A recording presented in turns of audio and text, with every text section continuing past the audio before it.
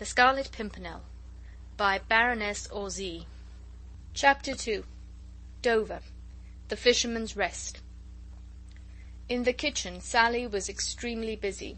Saucepans and frying pans were standing in rows on the gigantic hearth. The huge stock-pot stood in a corner, and the jack turned with slow deliberation and presented alternately to the glow every side of a noble sirloin of beef. The two little kitchen maids bustled around, eager to help, hot and panting, with cotton sleeves well tucked up above the dimpled elbows, and giggling over some private jokes of their own, whenever Miss Sally's back was turned for a moment. And old Jemima, stolid in temper and solid in bulk, kept up a long and subdued grumble, while she stirred the stock-pot methodically over the fire. "What ho, Sally!" came in cheerful, if none too melodious accents from the coffee-room close by. "Lord bless my soul!" exclaimed Sally, with a good-humoured laugh. "What be they all wanting now, I wonder?" "Beer, of course," grumbled Jemima. "You don't 'spect Jimmy Pitkin to have done with one tankard, do you?"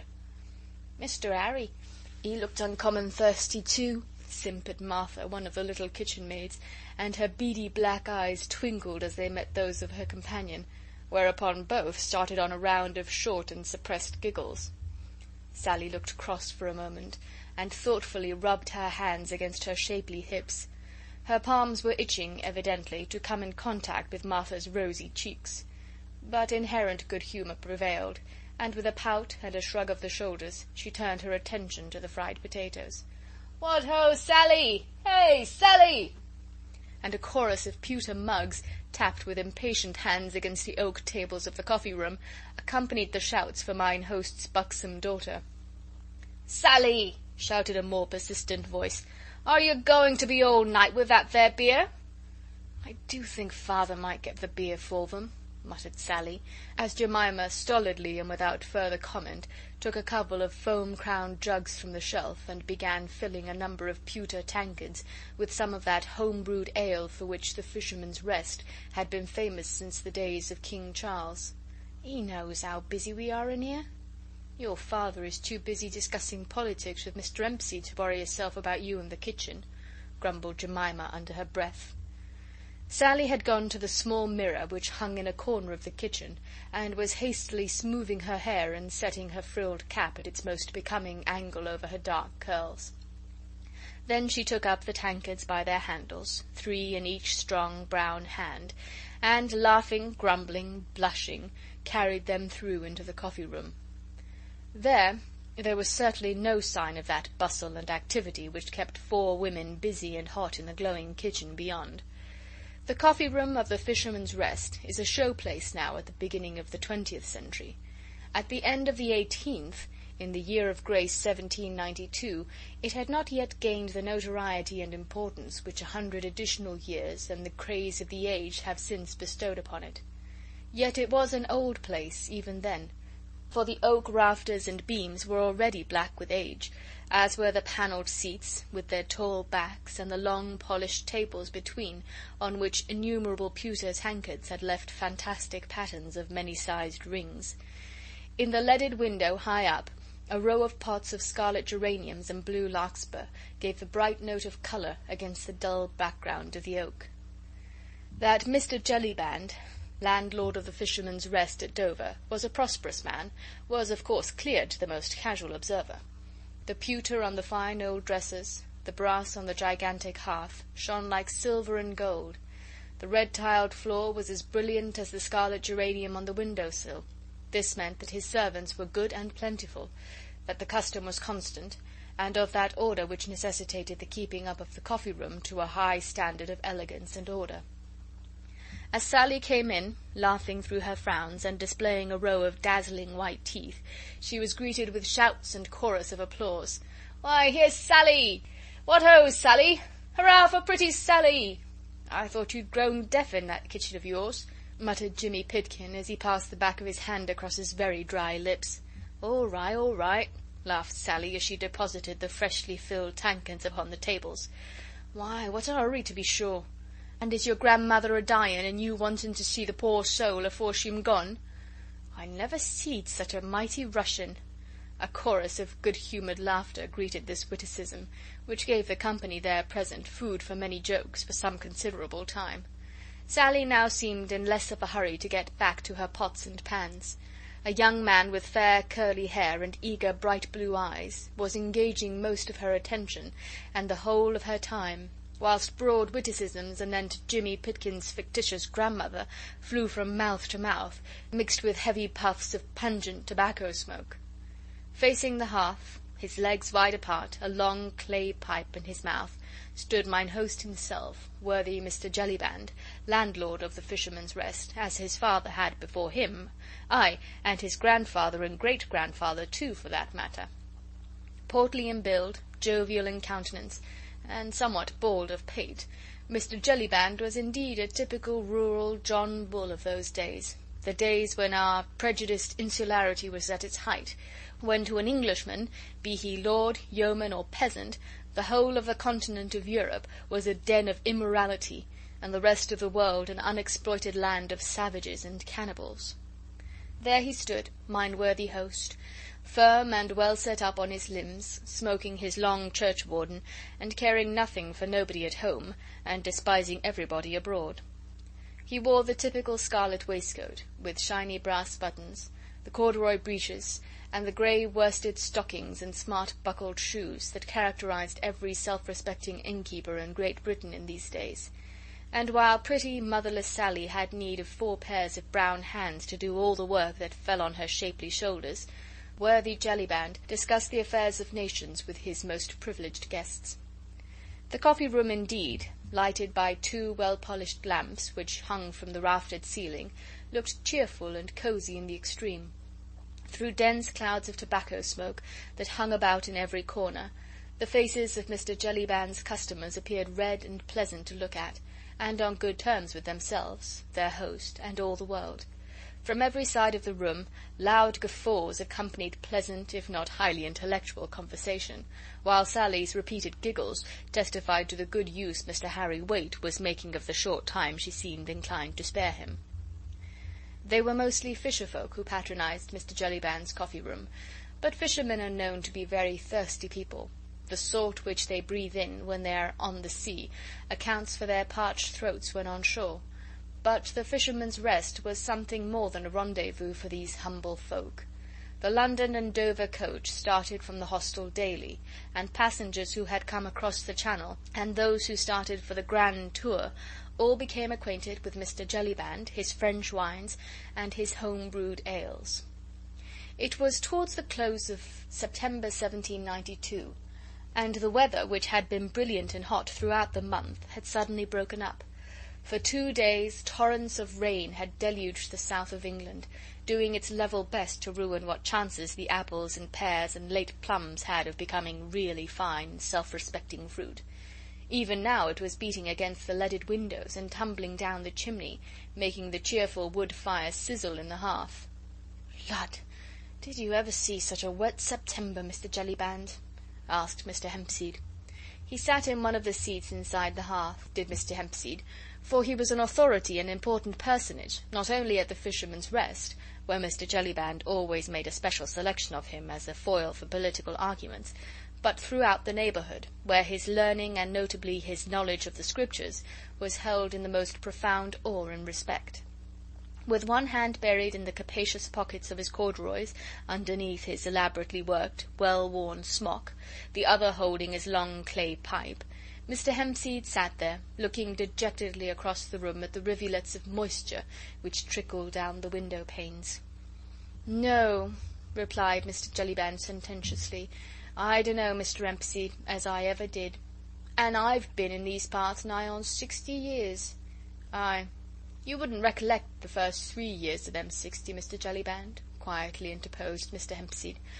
"I dunno as I ever seed an infant take much note of the weather, leastways not in these parts, and I've lived here nigh on 75 years, Mr. Jellyband." The superiority of this wisdom was so incontestable that, for the moment, Mr. Jellyband was not ready with his usual flow of argument. "It do seem more like April than September, don't it?" continued Mr. Hempseed dolefully, as a shower of raindrops fell with a sizzle upon the fire. "Aye, that it do. assented the worthy host. "But then, what can you 'spect, Mr. Hempseed," I says, "with sich a government as we've got?" Mr. Hempseed shook his head with an infinity of wisdom, tempered by deeply rooted mistrust of the British climate and the British government. "I don't 'spect nothing, Mr. Jellyband," he said. "Poor folks like us is of no account up there in Lunnon. I knows that, and it's not often as I do complain. But when it comes to such wet weather in September, and all me fruit a rotting and a dying, like the gumption mother's first born, and doing no more good than they did, poor dears, save a lot more Jews, peddlers and such, with their oranges and such like foreign ungodly fruit, which nobody'd buy if English apples and pears was nicely swelled. As the Scriptures say—" "That's quite right, Mr. Hempseed," retorted Jellyband. "And as I says, what can you 'spect? There's all them Frenchy devils over the Channel yonder a murdering their king and nobility, and Mr. Pitt and Mr. Fox and Mr. Burke a fighting and a wrangling between them, if we Englishmen should allow them to go on in their ungodly way. 'Let 'em murder,' says Mr. Pitt. 'Stop 'em,' says Mr. Burke. And 'let 'em murder,' says I, 'and be demmed to 'em,' said Mr. Hempseed, emphatically, for he had but little liking for his friend Jellyband's political arguments, wherein he always got out of his depth, and had but little chance for displaying those pearls of wisdom which had earned for him so high a reputation in the neighbourhood, and so many free tankards of ale at the Fisherman's Rest. 'Let 'em murder,' he repeated again, 'but don't let's have such rain in September, for that is agin the law, and the Scriptures, which says—' Lud, Mr. Harry, how you made me jump!" It was unfortunate for Sally and her flirtation that this remark of hers should have occurred at the precise moment when Mr. Hempseed was collecting his breath, in order to deliver himself one of those scriptural utterances which made him famous, for it brought down upon her pretty head the full flood of her father's wrath. "Now then, Sally, me girl, now then," he said, trying to force a frown upon his good-humoured face, "stop that fooling with them young jackanapes and get on with the work." "The work's getting on all right, Father." But Mr. Jellyband was peremptory. He had other views for his buxom daughter, his only child, who would in God's good time become the owner of the Fisherman's Rest, than to see her married to one of these young fellows who earned but a precarious livelihood with their net. "Did ye hear me speak, my girl?" he said in that quiet tone, which no one inside the inn dared to disobey. "Get on with my Lord Tony's supper, for if it ain't the best we can do, and he not satisfied, see what you'll get, that's all." Reluctantly Sally obeyed. "Is you expecting special guests then tonight, Mr. Jellyband?" asked Jimmy Pitkin, in a loyal attempt to divert his host's attention from the circumstances connected with Sally's exit from the room. "Aye, that I be," replied Jellyband. "Friends o' my Lord Tony hisself, dukes and duchesses from over the water yonder, whom the young lord and his friend Sir Andrew Ffoulkes, and the other young noblemen, have helped out of the clutches of them murdering devils." But this was too much for Mr. Hempseed's querulous philosophy. "Lud," he said, "what do they do that for, I wonder? I don't hold not with interfering in other folks' ways. As the Scriptures say—" "Maybe, Mr. Hempseed," interrupted Jellyband with biting sarcasm, "as you're a personal friend of Mr. Pitt, and as you says along with Mr. Fox, 'Let 'em murder,' says you." "Pardon me, Mr. Jellyband," feebly protested Mr. Hempseed, "I don't know as I ever did." But Mr. Jellyband had at last succeeded in getting upon his favourite hobby-horse, and had no intention of dismounting in any hurry. "Or maybe you've made friends with some of them French chaps who they do say have come over here a purpose to make us Englishmen agree with their murdering ways." "I dunno what you mean, Mr. Jellyband," suggested Mr. Hempseed. "All I know is," loudly asserted mine host, "that there was my friend Peppercorn, who owns the Blue-Faced Boar, and as true and loyal an Englishman as you'd see in the land. And now look at him. He made friends with some of them frog-eaters, hobnobbed with them just as if they was Englishmen, and not just a lot of immoral, God-forsaken furrin spies. Well, and what happened? Peppercorn, he now ups and talks of revolutions and liberty, and down with the aristocrats, just like Mr. Hempseed over here." "Pardon me, Mr. Jellyband," again interposed Mr. Hempseed feebly, "I dunno as I ever did." Mr. Jellyband had appealed to the company in general, who were listening awestruck and open-mouthed at the recital of Mr. Peppercorn's defalcations. At one table, 2 customers, gentlemen apparently by their clothes, had pushed aside their half-finished game of dominoes, and had been listening for some time, and evidently with much amusement, at Mr. Jellyband's international opinions. One of them now, with a quiet, sarcastic smile still lurking round the corners of his mobile mouth, turned towards the centre of the room where Mr. Jellyband was standing. "You seem to think, mine honest friend," he said quietly, "that these Frenchmen, spies I think you called them, are mighty clever fellows to have made mincemeat, so to speak, of your friend Mr. Peppercorn's opinions. How did they accomplish that now, think you?" "Lud, sir, I suppose they talked him over. Those Frenchies, I've heard it said, have got the gift of gab, and Mr. Hempseed here will tell you how it is that they just twist some people round their little finger like." "Indeed, and is that so, Mr. Hempseed?" inquired the stranger politely. "Nay, sir," replied Mr. Hempseed, much irritated, "I dunno as I can give you the information you require." "Faith, then," said the stranger, "let us hope, my worthy host, that these clever spies will not succeed in upsetting your extremely loyal opinions." But this was too much for Mr. Jellyband's pleasant equanimity. He burst into an uproarious fit of laughter, which was soon echoed by those who happened to be in his debt. He laughed in every key, did my worthy host, and laughed until his side ached and his eyes streamed. "At me? Hark at that! Did you hear him say that they'd be upsetting my opinions, eh? Lord love you, sir, but you do say some queer things." "Well, Mr. Jellyband," said Mr. Hempseed sententiously, "you know what the Scriptures say, 'Let him who stands take heed lest he fall.'" "But then, hark ye, Mr. Hempseed," retorted Jellyband, still holding his sides with laughter, "the Scriptures didn't know me. Why, I wouldn't so much as drink a glass of ale with one of them murdering Frenchmen, and nothing 'ud make me change my opinions. Why, I've heard it said that them frog-eaters can't even speak the King's English, so, of course, if any of them tried to speak their God-forsaken lingo to me, why, I should spot them directly, see? And forewarned is forearmed, as the saying goes." "Ay, my honest friend," assented the stranger cheerfully, "I see that you are much too sharp, and a match for any 20 Frenchmen.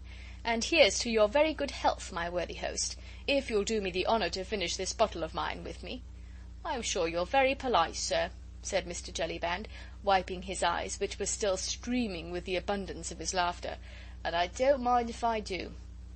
The stranger poured out a couple of tankards full of wine, and having offered one to mine host, he took the other himself. "Loyal Englishmen as we all are," he said, whilst the same humorous smile played around the corners of his thin lips, "loyal as we are, we must admit that this at least is one good thing which comes to us from France." "Ay, we'll none of us deny that, sir," assented mine host. "And here's to the best landlord in England, our worthy host, Mr. Jellyband," said the stranger, in a loud tone of voice. "Hip, hip, hurrah!" retorted the whole company present.